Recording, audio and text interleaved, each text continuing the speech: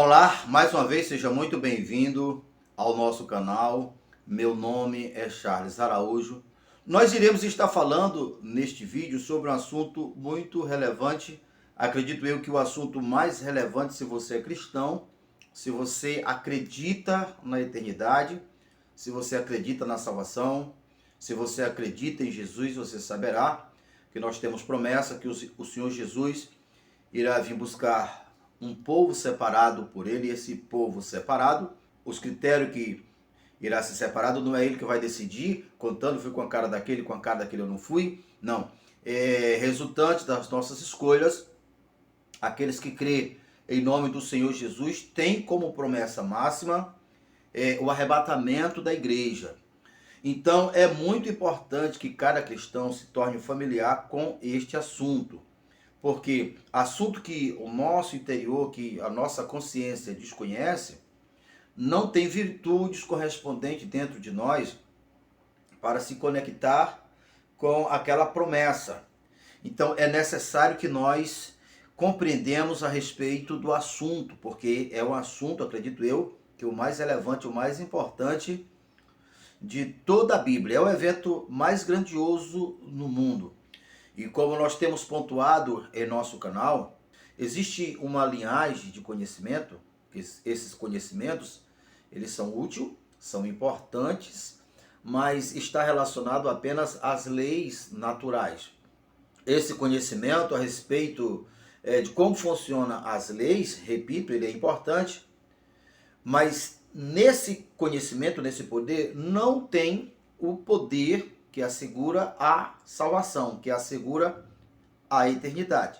O poder que assegura a eternidade, que assegurará a transformação dos nossos corpos naturais em corpos glorificados, para aqueles que já dormiram no Senhor, um corpo novinho em folha, sem fraqueza, sem dores. Você não encontra esse poder nas leis que regem o universo, mas essas leis, elas são importantes e úteis para a nossa sobrevivência terrena. Porém, a força e o poder que nos assegura a salvação e a eternidade está em nome do Senhor Jesus. Porque esse poder está em uma outra dimensão. E você pode ter certeza, 90 e tanto por cento das lideranças daquela época de Jesus, que foram contemporâneos a Jesus, aquele povo conhecia, porque esse conhecimento ele é muito antes de Jesus. Conhecimentos, né, muito conhecido, oriundo da escola de Alexandria, eles conheciam. Mas mesmo eles conhecendo, tendo acesso a esse conhecimento, eles mataram o Senhor Jesus.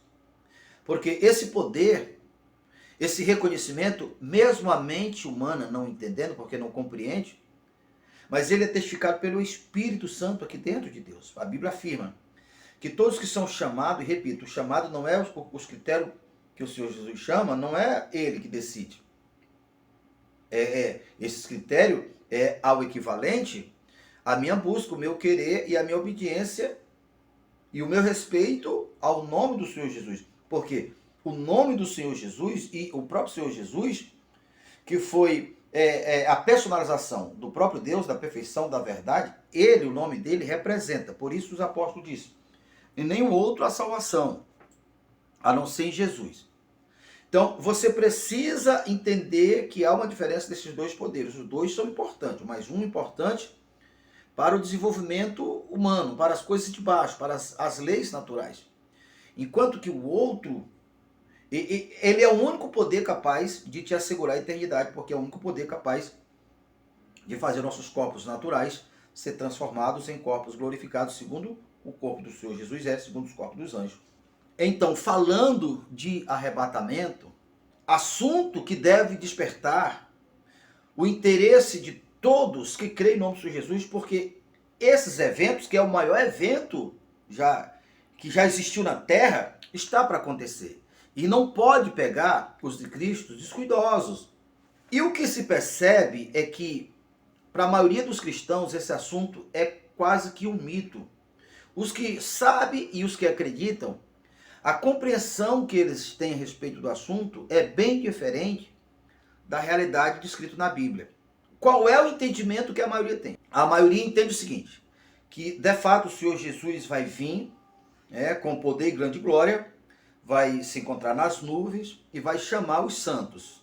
Tanto os santos que já passaram para o Senhor antes, morreram antes, vai ter seus corpos renovados e vão subir com o Senhor Jesus nas nuvens, esses subirão primeiros. E os que estiverem vivos no momento também terão seus corpos transformados, não passarão pela morte, e subirão e se encontrarão com o Senhor Jesus nas nuvens. Esses dois grupos, tanto os que já tinham morrido antes, como os que estavam vivos, tiveram os corpos transformados, nunca mais morrerão. Essa parte aqui, acredito eu, que todos os cristãos já ouviram falar e acreditam. Então, a partir daí, poucos cristãos têm compreensão. Para onde o Senhor Jesus irá levar a igreja? Aonde passaremos a eternidade? Para onde iremos? Essa pergunta a maioria não tem compreensão.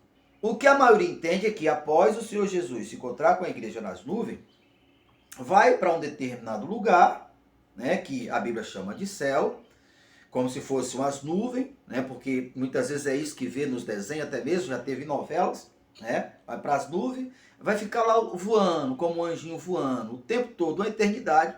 Ninguém suportaria ficar voando uma eternidade se fosse só isso. Mas é o que a maioria entende, é só o que a maioria compreende. E o que é que a Bíblia diz? Olhando toda a Bíblia, não só em Apocalipse, mas toda a Bíblia. E todos os profetas falaram a respeito desse tão grande acontecimento que é o arrebatamento da igreja. E lá também está muito claro aonde nós iremos morar. Então, a grosso modo, para que a nossa mente possa acostumar, e eu lhe convido a buscar conhecimento na Bíblia. Eu não quero que você acredite apenas porque eu estou dizendo. Tudo que eu estou falando aqui, eu vou estar mostrando à luz da Bíblia.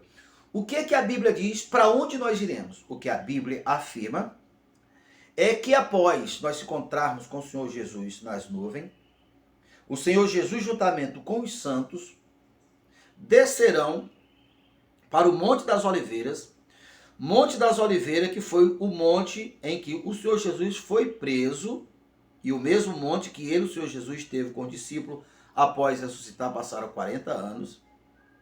E quando ele colocar os seus pés juntamente com os santos no Monte das Oliveiras, o monte irá se rachar, e ali começar-se-á a tão grande guerra, a guerra mais conhecida no mundo inteiro, a guerra do Armagedon. E o que é que vai acontecer nessa guerra? O porquê dessa guerra? Ali se começou a tomada de Jerusalém, a princípio de Jerusalém, o Senhor Jesus com os santos, ambos com poder nunca visto antes, com seus corpos glorificados. O poder é tão grande que a Bíblia afirma que as potências dos céus serão abaladas. E aí você vê projetos humanos de fazer cidades superevoluídas e outros até querendo ir para outro planeta, para outra dimensão. Por quê? Porque quando o Senhor Jesus vem para a Terra, ele sabe que humanamente é quase impossível sobreviver na Terra. Então, para resolver um problema, eles vão procurar, já estão estudando, você sabe que não é um mito, eles estão estudando possibilidades, estão trabalhando para encontrar local de morada em outra dimensão. Achando ele que, independente qual seja o planeta, a distância, estará fora da jurisdição de Deus. As potências do céu serão abaladas. Esse pensamento de buscar moradia em outros locais é muito semelhante ao camarada lá da Torre de Babel, né? Ele sabia da história do dilúvio, não estava disposto a obedecer a Deus. Então vamos pecar à vontade, fazer o que o nosso instinto quiser, não vamos submeter à lei de Deus. E quando ele vier novamente com esse negócio de querer prestar conta conosco, mandar o dilúvio, agora ele não pega nós, agora nós vamos subir. Aí fizeram a morada em cima de uma serra, e de lá subiram a torre dizendo eles que iria escapar. Inútil! Então, quando o povo estiver, quando o Senhor Jesus vier, se encontrar ali, começar a tomada de Jerusalém, porque Jerusalém vai ser a cidade santa, a cidade do governo mundial do Senhor Jesus. E quando o Senhor Jesus tomar Jerusalém, que implantar, sentar no trono, na cadeira que pertenceu ao rei Davi, porque os profetas falaram sobre isso, que o reinado de Davi era o reinado eterno, e Jesus, biologicamente falando, é descendente de Davi. E assim restaurará o seu governo, sentado em Jerusalém, irá delegar autoridade e poder, que é o que a Bíblia chama galardão, compatível com o fruto da fé de cada um dos seus seguidores. Você vê isto ali na parábola, você vê isso ali na parábola dos talentos, em Lucas 19, aonde o Senhor Jesus disse: olha, você recebeu o talento, você recebeu o dom, você recebeu a responsabilidade, e você pegou esse dom, esse talento, de 5 você transformou em 10. Então você vai receber como recompensa a autoridade para governar sobre 10 cidades. Então ele deu proporcional ao fruto da fé, ao fruto da produtividade da fé dos seus seguidores. E quando Jesus prestou conta com aqueles que estavam quando Jesus prestou conta com os seus servos, ele disse: agora trazei aqueles que não aceitaram o meu governo. E olhe na Bíblia, em algumas ações está: executai na minha presença, matai na minha presença. Jesus fez isso não é porque ele é vingativo, é porque aqueles homens, neles, no seu DNA, eles não eram instrumento da vida. Se eles ficassem no reino, eles de um contaminaria dois, de dois contaminaria quatro e assim por diante. E agora o reino de Jesus será instalado nesse mundo, tem a princípio de 1000 anos. São 1000 anos, de um lado, tentando convencer as pessoas, porque aí a Bíblia descreve que durante esses 1000 anos de batalhas, poucas pessoas com os corpos naturais ficarão nessa terra, mas vai ficar. Deus, a partir através dos profetas, falou sobre isso, ou falaram sobre isso, usando figura. Por exemplo, é assim como se pega numa árvore, sacode a árvore com muita força, poucos frutos fica, assim vai ser no sacudir quando houver essa briga. De um lado está o Senhor Jesus com os seus santos, do outro lado está todos os poderes do mundo inteiro unificado com o único propósito: destruir o Senhor Jesus e seus santos. Ali você pode ter certeza, tem o mais poderoso da tecnologia, tem seres humanos ali já estão preparando exército de robôs com muito poder, com uma capacidade destrutiva muito grande. A Bíblia fala que será como gafanhotos, né? A Bíblia fala que a quantidade desses serão como gafanhoto, e tem um veneno no seu e tem veneno na sua cauda como um escorpião. Tudo isso são figuras para mostrar, são seres criados por homens, todo configurado para destruir, para matar, mas eles não vão conseguir, porque está se tratando de seres imortais. Os que os anjos são hoje, o poder que os anjos têm hoje, são os poderes que os santos terão proporcional ao que a sua fé foi digna de receber em poder e glória, entende? Mas mesmo assim, o menor em glória é maior do que o poder do inimigo. E ali começa-se a limpeza. Então, enquanto está acontecendo essa guerra, a princípio em Jerusalém, para limpar o mundo inteiro, a princípio para o reinado de 1000 anos, vai ter pessoas com corpos naturais. Então imagine a dor, o sofrimento. É por isso que a Bíblia diz que as pessoas irão correr, se entrar nas fendas, ficar, morrer de fome, de sede, e a dor vai ser em uma proporção nunca visto antes. O Senhor Jesus falou disso várias vezes, os profetas também falaram. Então toda essa dor, todo esse sofrimento pode ser evitado se você der ouvido agora, entender e compreender a respeito da tão grande salvação e aceitar essa tão grande salvação.